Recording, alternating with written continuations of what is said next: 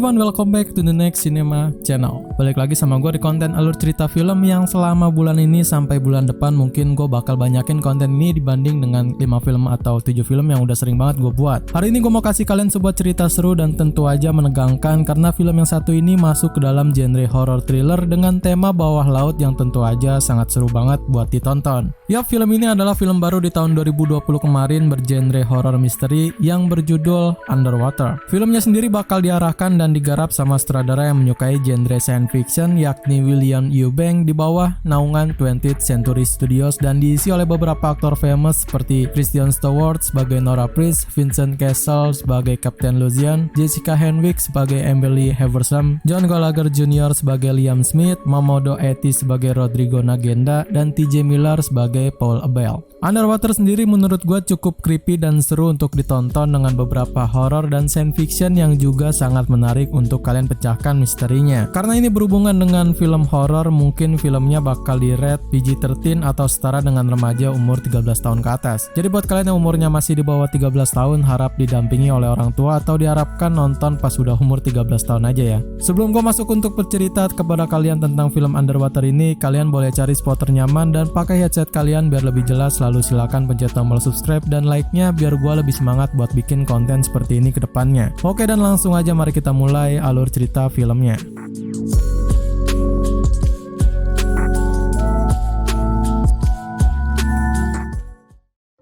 Sebuah perusahaan bernama Tian Industries sedang dalam pengeboran sumber daya terdalam di Palung Mariana yang dalamnya sampai lebih dari 36.000 feet dengan sebuah tekanan sampai dengan 8 ton per inch persegi. Adapun sebuah misteri laut dalam yang rumornya telah menyebar luas dan mungkin menandakan ada sesuatu yang aneh di bawah laut itu. Tapi semua itu dibantah oleh para petinggi perusahaan Tian Industries yang sangat aneh. Keanehan di laut dalam Palung Mariana mulai memuncak saat mereka menemukan spesies baru di dalam sana dan ada sebuah gempa misterius dengan sesosok makhluk aneh yang mengerikan muncul dalam kegelapan laut dalam.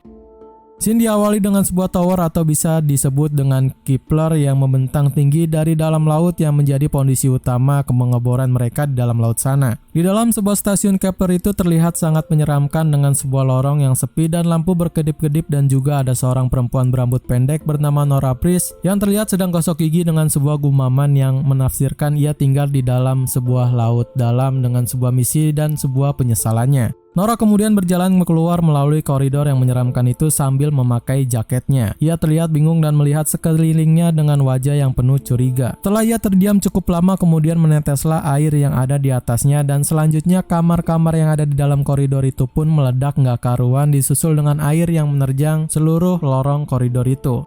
Nora berlari ke sana kemari untuk menyelamatkan hidupnya dari terjangan air itu dan sekaligus membangunkan para awak kru yang ada di dalam kamar masing-masing dengan berteriak kebocoran tekanan. Di saat Nora berlarian di sanalah ia bertemu dengan seorang pria bernama Rodrigo yang juga ikut berlari dengan angle kamera yang gua rasa ini bener-bener keren banget.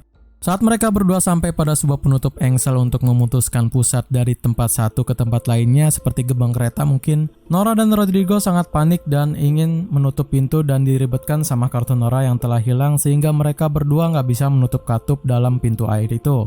Untungnya Nora yang juga teknisi mesin dan sekaligus ahli dalam hal komputer membuka dan membongkar sistem penutup yang ada di dalam pintu itu sehingga mereka berdua bisa terselamatkan dari terjangan air tersebut.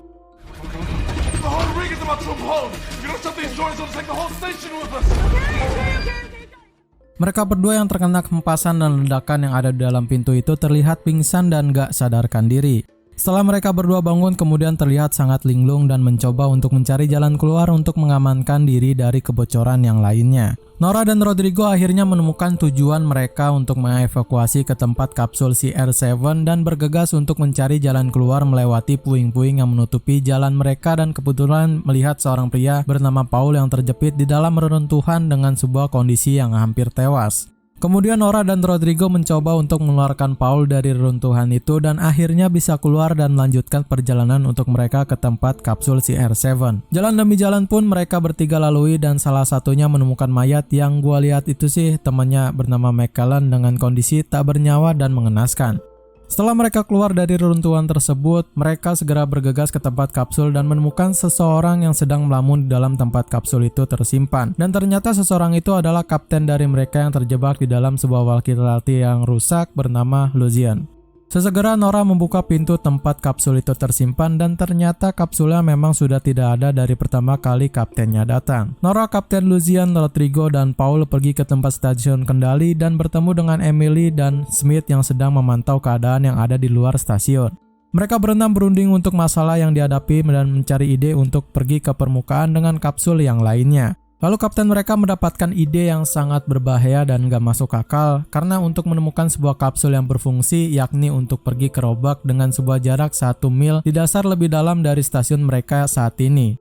Dan yang lebih gilanya lagi, mereka cuma mengandalkan baju selam dan berjalan di dasar laut. Di sela-sela mereka berdebat soal ide itu, lalu Smith memberitahu keadaan yang genting lewat sebuah rekaman di dasar stasiun itu dengan sebuah pesan bahwa bahaya dari kategori 10 dan sesosok makhluk mengerikan telah menghancurkan beberapa stasiun di dasar mereka dan akhirnya para kru yang kehabisan akal menyetujui ide gila dari si kapten tersebut. Mereka semua pun pergi ke sebuah barak dan akan melakukan penyelaman yang menggunakan sebuah baju laut keren yang gue rasa bakal jadi cerita yang seru ke depannya.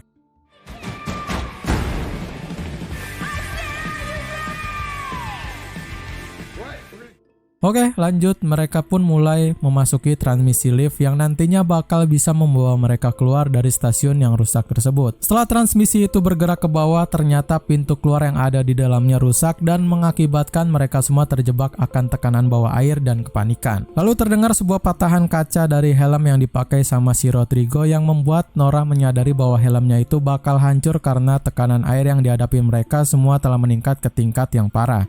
Akhirnya pintu keluar pun berhasil dibuka, tapi karena tekanan yang dihasilkan dari luar yang masuk ke dalam membuat helmnya si Rodrigo yang tadinya udah pecah mulai hancur berkeping-keping dikarenakan inti dari oksigen dan tekanan bawah air yang parah. Gue sedikit bingung di sini karena hancurnya itu ya kayak meledak keisep, bukan terjadi explosion keluar gitu. Jadi si badan dan seluruh bajunya habis tak tersisa. Ini bisa jadi pertanyaan buat kalian yang masih stay dengerin gue ngomong. Apakah Rodrigo ini hancur berkeping-keping atau ada alasan lain yang membuat badannya itu lenyap? Komen di bawah ya. Setelah kejadian itu, kepanikan melanda Emily yang memang dari tadi udah parnoan sama ide ini. Akhirnya mereka semua kecuali Rodrigo melompat keluar dan masuk ke sebuah tempat yang bakal mereka singgahi sementara. Nora membahas tentang helm yang retak tersebut harusnya dipakai dia, tapi karena Rodrigo berutang nyawa sama si Nora, akhirnya Rodrigo memberikan helm yang baru ke Nora dan helm yang rusak itu terpaksa Rodrigo pakai dan maka terjadilah kejadian seperti yang gue ceritakan tadi. Mereka semua berbicara dengan mengenang Rodrigo di dalam tempat tersebut dan terdengar sebuah sinyal darurat dari salah satu kapsul yang aktif. Paul dan Smith keluar untuk memeriksa kapsul tersebut. Di saat mereka berdua keluar, nampaknya sebuah makhluk yang misterius sedang menyisiri air bawah tersebut dan juga mungkin aja menyerang kapsul sinyal darurat itu. Karena feeling dari Kapten Lucian merasakan ada yang aneh, ia menyuruh Paul dan Smith untuk kembali ke dalam, tapi karena memang si Paul ini ngeyel, ia menyelidiki tubuh dari jasad tersebut dan tiba-tiba ada makhluk unknown yang menyerang Paul dengan sangat cepat. Semua orang kaget melihatnya dan Smith yang dari tadi udah bawa senjata menembak makhluk itu, lalu mereka berdua mendapatkannya dan kembali untuk menyelidikinya. Emily yang memang spesialis tentang hewan menyelidiki makhluk tersebut. Tapi entah kenapa daya dari tempat itu pun tiba-tiba mati dan semuanya kembali creepy. Di sini bakal jadi lebih intens dan seru karena ada beberapa makhluk unknown yang menyerambangi tempat itu dengan sangat keras. Oh my god. Nora, what'd you get? Nothing. It's not just the lights. The whole system's down. Can you put us in neutral? Totally out. Slide the rest of the way.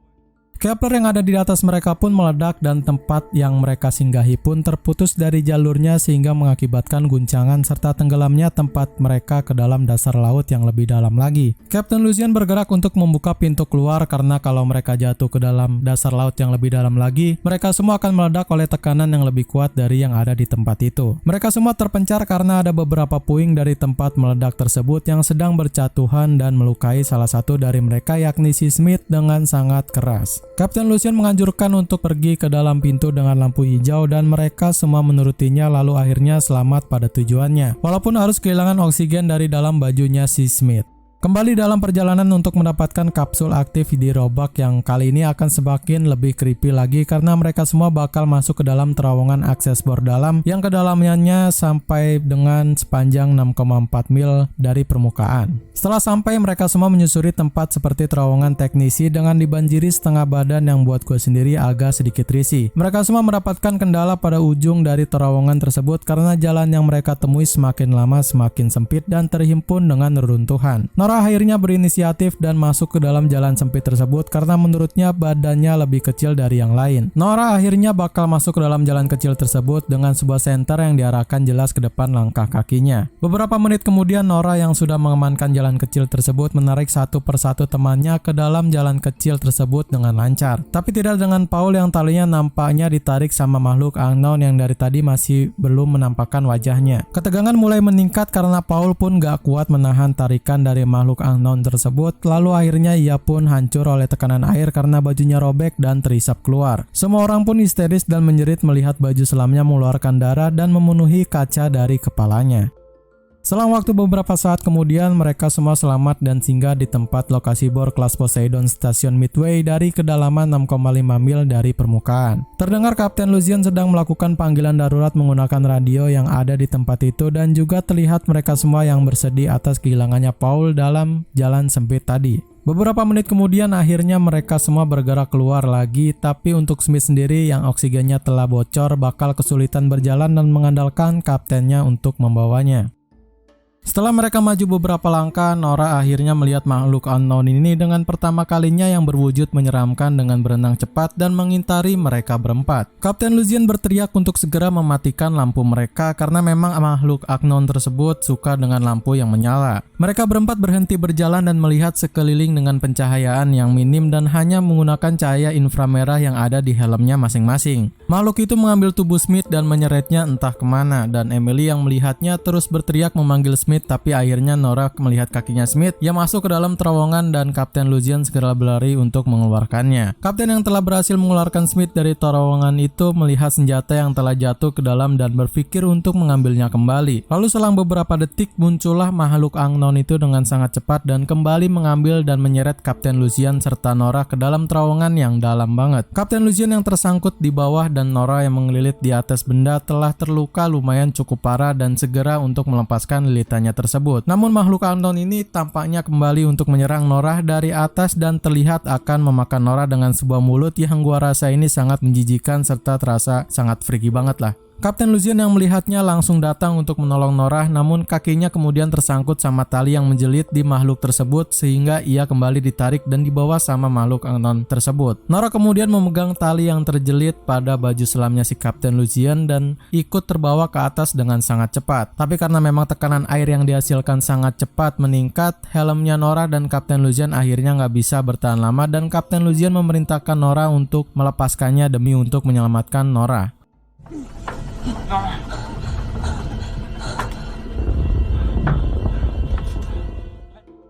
Nora terjatuh dan terombang-ambing oleh gelombang ledakan dari Kapten Lucien yang barusan meledak karena tekanan air. Nora kembali dikejutkan sama makhluk unknown dan pergi berlari ke dalam tempat bor Shepard, yakni unit yang ditinggal dari kedalaman 6,7 mil dari permukaan. Di tempat itu Nora frustasi dan terlihat udah nggak tahu harus gimana lagi, tapi ia masih terus berusaha untuk memanggil bantuan dari sebuah radio tua yang ada di dalam tempat itu. Emily, Smith, can you hear me?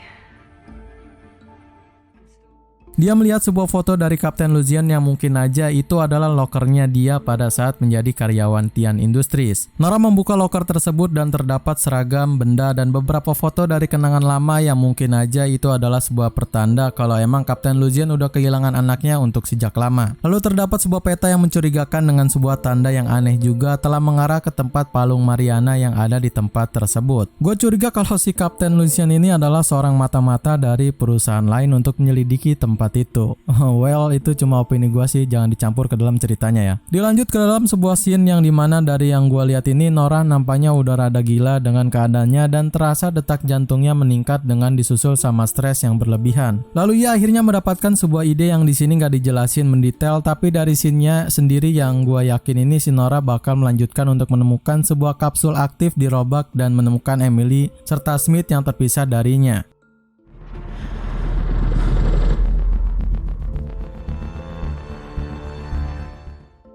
Nora berjalan keluar sambil mencari teman-temannya tersebut dengan sebuah baju selam kuno dari dalam tempat tadi. Ia mendengar sebuah gumaman dari Emily yang memang ternyata berada dekat dengan Nora tersebut. Nora pun menghampirinya, tapi Emily mengira kalau si Nora ini mungkin aja salah satu dari makhluk unknown itu dan berlari menjauh, tapi tertangkap sama Nora dan kembali menangkap Emily yang sedang panik. Mereka berdua akhirnya sepakat untuk berjalan lagi sambil membawa Smith yang dari tadi nggak sadarkan diri karena oksigennya semakin lama semakin menipis. Mereka berdua mulai berbincang-bincang sambil berjalan ke Roebuck untuk menenangkan pikiran satu sama lainnya. Dalam beberapa jalan mereka pun akhirnya sampai ke sebuah tempat yang dari tadi dinamakan Stasiun Roebuck kelas Triton dengan kedalaman 6,9 mil dari permukaan. Tapi waktu mereka beranjak masuk untuk berlindung, terlihat makhluk-makhluk unknown yang bergelantungan seperti sedang berhibernasi dengan bergelombolan. Dalam perjalanan untuk masuk, tiba-tiba baju selam yang dipakai sama Emily memperingati tentang kadar oksigen yang telah semakin kritis dan itu bunyinya kencang banget. Sehingga memungkinkan untuk membangunkan salah satu makhluk unknown yang sedang berhibernasi di atas mereka. Makhluk itu menyerang Nora dan membawanya ke atas dan Nora pun berteriak untuk menyuruh Emily pergi ke dalam. Terlihat pertarungan Nora dan makhluk itu yang mengombang-ambing di air dan juga terlihat sedang menggigit baju selamnya si Nora. Nora yang memegang sebuah senjata menembakkan ke arah kepala makhluk unknown itu dan tentu aja pas dilihat udah binasa. Nora yang sempoyongan sempat mendengar sebuah raungan aneh dari atas dan menembakkan sebuah suar dari senjatanya itu dan terkejutnya gue bukan main kalau selama ini yang dilawan para awak dari stasiun Kepler adalah sebuah monster raksasa yang sangat gila banget gedenya dan mengelilit stasiun Roebuck dengan tubuhnya. Monster itu terdengar sangat marah saat Nora menembakkan suarnya dan tanpa pikir panjang Nora pun berlari untuk masuk ke dalam stasiun Roebuck untuk berlindung.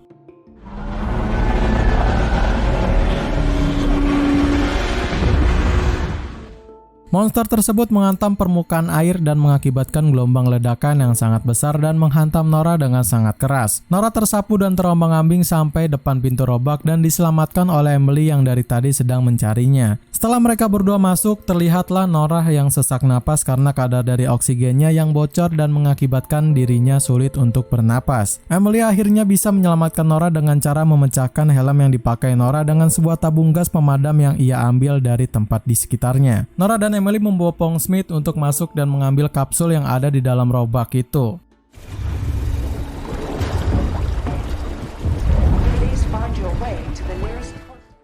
Di sela mereka sedang mencari jalan untuk pergi ke tempat kapsul tersebut, mereka melihat monster dari para makhluk unknown itu terlihat sedang mencari Nora dan para temannya ini yang mungkin aja untuk dimakan. Akhirnya sekian lama mereka sedang mencari kapsul tersebut, Nora pun melihat dan langsung masuk ke dalam tempat itu. Ia mengecek satu persatu kapsul itu dan yang berfungsi hanya 2 sedangkan yang lainnya telah rusak. Nora pun mengambil keputusan untuk menempatkan Smith dan Emily ke dalam 2 kapsul tersebut dan menyuruhnya untuk meninggalkannya. Terdapat sebuah bincang-bincangan kecil dari Smith, Emily, dan Nora yang bakal berpisah sebelum kapsul itu diluncurkan untuk menuju ke permukaan.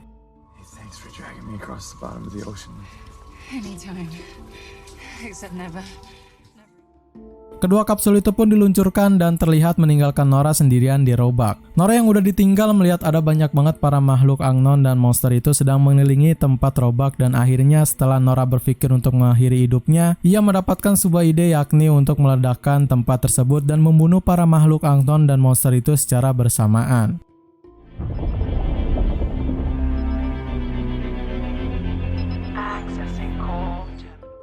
Tempat itu pun dipenuhi ledakan yang sangat besar dan gua nggak tahu bakal bisa membinasakan monster itu apa enggak. Hari-hari selanjutnya terdengar sebuah berita kalau 2 survivor yakni Emily dan Smith dari Tian Industries terselamatkan dan mungkin aja menyuruhnya untuk merahasiakan semua kejadian yang ada di bawah air Palung Mariana paling mengerikan di dunia.